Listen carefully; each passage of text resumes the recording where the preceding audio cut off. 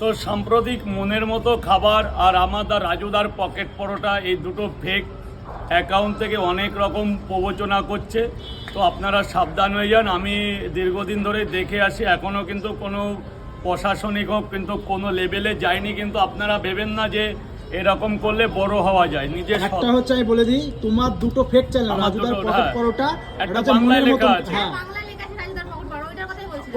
ওইটা আর একটা মনের মতন খাবার। তো যাই হোক, এই দুটো চ্যানেল আমি কিন্তু এরপর বড় চ্যানেলকে ডেকে কপিরাইট মারতে বাধ্য হব, কিংবা তাদের সাথে আলোচনা করে যেটা হবে সেটা করতে বাধ্য হব। মানে বড় বড় চ্যানেলগুলো তোমার যে ভিডিওগুলো করছে, হ্যাঁ সেই ভিডিও হয়ে যাচ্ছে। চুরি করে আর রাজুদার পকেট পরোটা বাংলায় লেখা আমার কিছু পার্সোনাল ছবি ও ইউজ করছে, কিন্তু এগুলো তো ঠিক না। আমারও তো ব্যক্তিগত লাইফ আছে না, এই নিয়ে কিন্তু আমার বাড়িতে অশান্তি হচ্ছে। আর অশান্তি যদি একবার শুরু হয় তাহলে কিন্তু এর শেষ আমি দেখবো।